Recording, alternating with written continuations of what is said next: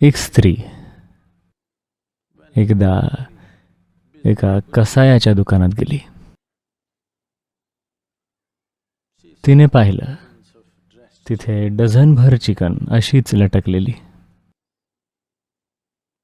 ती तिथे गेली, चिकनचा एक पाय वर उचलला, वास घेतला, आणखी एक पाय उचलून वास घेतला, एक पंख वर केला, वास घेतला. अशा प्रकारे ती एक एक चिकन बघत गेली. मग तो कसाई आला आणि तिला खांद्यावर टॅप केला आणि म्हणाला, मॅम, तुम्ही तरी तसली परीक्षा पास व्हाल का?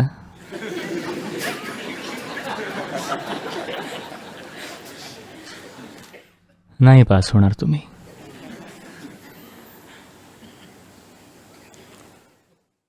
म्हणून प्रत्येकाला जाऊन हुंगू नका. याच्यासोबत काय चूक आहे, तिच्यासोबत काय चूक आहे, त्याच्यासोबत काय चूक आहे, तिच्यासोबत काय चूक आहे, त्याच्यासोबत काय चूक आहे. सगळ्यांनाच थोडा थोडा वास येतो, हो ना. प्रत्येक झाड, प्रत्येक वनस्पती कुठल्या तरी प्रकारे घाणीत रोवलेलं आहे. प्रश्न एवढाच आहे की त्यातून सुगंधी फुलं येतात की नाही. प्रश्न एवढाच आहे. जर मुळं अगदीच स्वच्छ असली तर त्यातून काहीच सुंदर बाहेर येणार नाही. आपण परिवर्तनाच्या प्रक्रियेत आहोत का? कारण जीवनाची हीच प्रकृती आहे. आपण सतत परिवर्तन करण्याच्या प्रक्रियेत आहोत का? कारण इतर सगळं काही आहे. इतर सगळं काही या धर्तीवरचं परिवर्तनाच्या प्रक्रियेत आहे. तुम्ही परिवर्तनाच्या प्रक्रियेत आहात का? तो एक मोठा प्रश्न आहे. जर तुमचा ह्या प्रश्नाला एक मोठा होकार असला तर बाकी कशानेच काही फरक पडत नाही. जर तुम्ही एकाच जागी साचलेलं तळं असाल, दररोज या किंवा त्या गोष्टीत अडकत असाल आणि अनेक लबाड कारणं शोधत असाल की तुम्ही का अडकलेले आहात, मग तुम्ही एक कामातून गेलेली केस आहात. तुम्ही या धर्तीवरचा वेळ वाया घालवताय. जेव्हा मी वेळ वाया घालवताय म्हणतो, मी वाया जाणारं जीवन म्हणतोय, कारण तुमचं जीवन म्हणजे फक्त वेळ आहे. इतर कुठला प्राणी जगला असता, एक नाकतोडा जास्त आनंदाने उड्या मारत जगला असता एका लबाड मनुष्यापेक्षा, हो की नाही? आपण लाखो नाकतोडे किंवा फुलपाखरं बनवू शकतो तुमच्यापासून, एका शरीराच्या वजनातून, हो की नाही? जर तुम्ही प्रत्येक इतर प्राण्यापेक्षा आणखी चांगलं काहीतरी करण्यास सक्षम नसलात तर आपल्याला काहीच अधिकार नाही आहे, कारण खूप महागडं जीवन आहोत, हो की नाही? आपण खूप महागडं जीवन आहोत. महागडं हरेक प्रकारे. खाण्यासाठी, झोपण्यासाठी, चालण्यासाठी किती किती सुविधा लागतात आपल्याला, हो की नाही? चपलेपासून ते कपड्यांपर्यंत, इमारतींपासून ते किती किती सुविधा. मला जंगलात कुठेही एखादं किचन दिसत नाही, पण ते सगळे पोटभर जेवलेले असतात. किंवा कधीच तुम्हाला एखादा हत्ती बूट घालून चालताना दिसत नाही. हे खूप महागडं जीवन आहे. एवढ्या किमतीला याने काहीतरी केलं पाहिजे. प्रत्येक इतर प्राणी करतो त्यापेक्षा काहीतरी पुढचं. आपण एक प्रजाती म्हणून, मानवी वंश म्हणून खूप भयंकर गोष्टी केल्या आहेत. खूप सुंदर गोष्टी सुद्धा केल्या आहेत. पण आपण करणाऱ्या प्रत्येक सुंदर गोष्टीसाठी आपल्याकडे दाखवायला निदान एक तरी भयंकर गोष्ट आहेच, किंबहुना जास्तच. आध्यात्मिक प्रक्रिया म्हणजे हेच की प्रत्येक दिवशी तुम्ही वजा करत जाता तुमच्या भयंकर गोष्टी. एक भयंकर विचार, एक भयंकर भावना, भयंकर शब्द, एक भयंकर कृती, दररोज एक. तुम्ही खूप पुढे जाल 1-2 महिन्यात. मी तुम्हाला कमी समजतोय का? की मी समजतोय की तुमच्याकडे फक्त 30 भयंकर गोष्टी आहेत?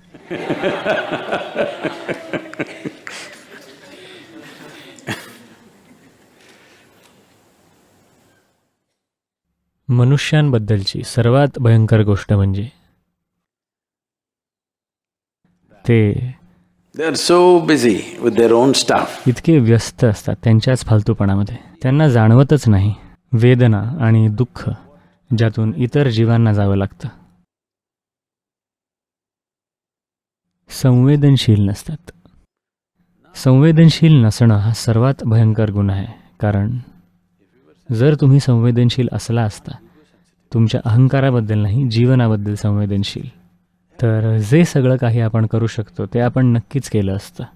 जे आपण करू शकत नाही त्याचं काय करणार?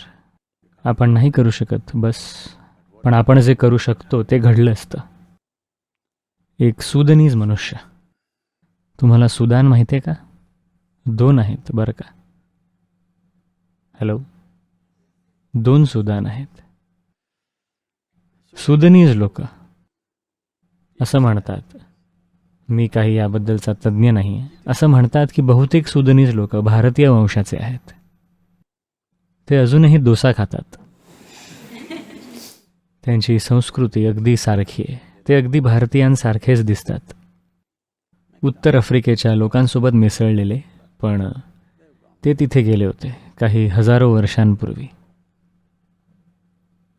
तर एक सुदनीज मनुष्य गेला मोरोक्कोला, मार्राकेशच्या उंटांच्या बाजारात.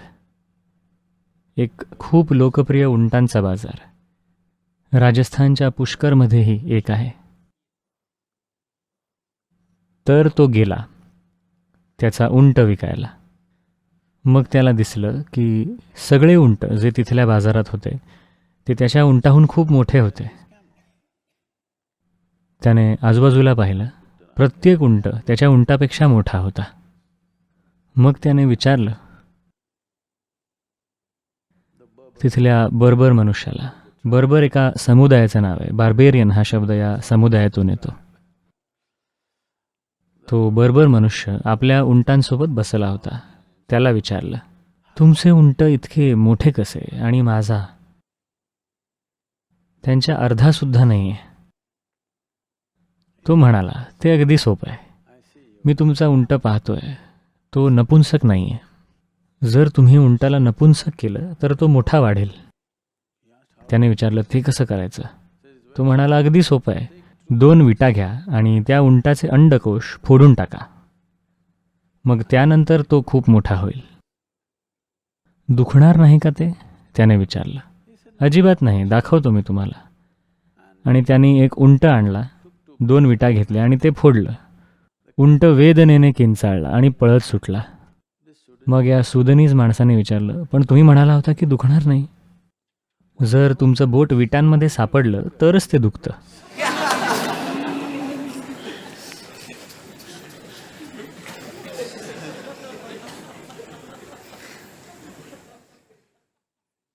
तुमच्यासोबत जे घडतं त्याबद्दल तुम्ही खूप संवेदनशील आहात आणि इतर सगळ्या गोष्टींसोबत जे घडतं त्याबाबत काहीच संवेदनशील नाही.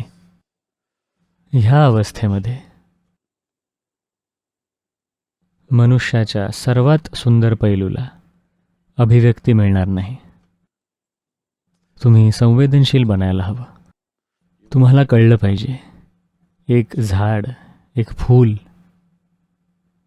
पक्षी आणि सगळे प्राणी खूप संवेदनशील असतात. त्यांच्या आजूबाजूला जे काही घडत असतं त्याप्रती ते असंच जाऊन कशालाही दुखावणार नाहीत, त्यांना खायची गरज असल्याशिवाय. हो ना, ते त्यांचं अन्न असल्याशिवाय ते कधीच असेच मारत सुटले नाही आहेत.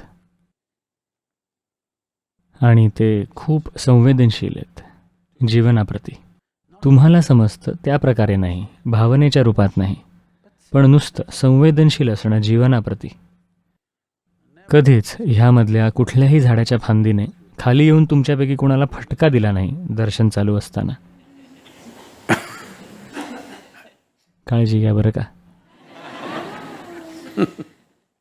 एकतर त्यांच्या अन्नासाठी किंवा आत्मसंरक्षणासाठी, अन्यथा कुठलाच प्राणी उगाच काही करत नाही. तर मनुष्य प्राण्यांनी थोडी उत्क्रांती झाली आहे असं दाखवायला पाहिजे, बरं का? आपली थोडी उत्क्रांती झाली आहे असं दाखवायला पाहिजे. धर्तीवरच्या इतर प्राण्यांपेक्षा थोडी जास्त उत्क्रांती. निदान आपल्या सर्वात जवळच्या, बरं का, आपले सर्वात जवळचे नातेवाईक, निदान तेवढं तरी.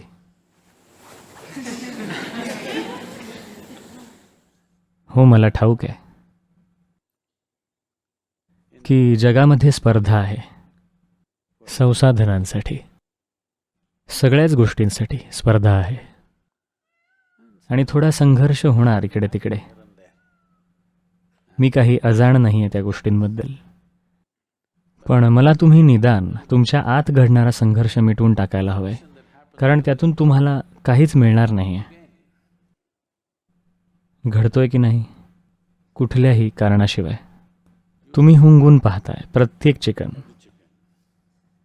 पण तुम्ही स्वतः ती परीक्षा पास होणार नाही.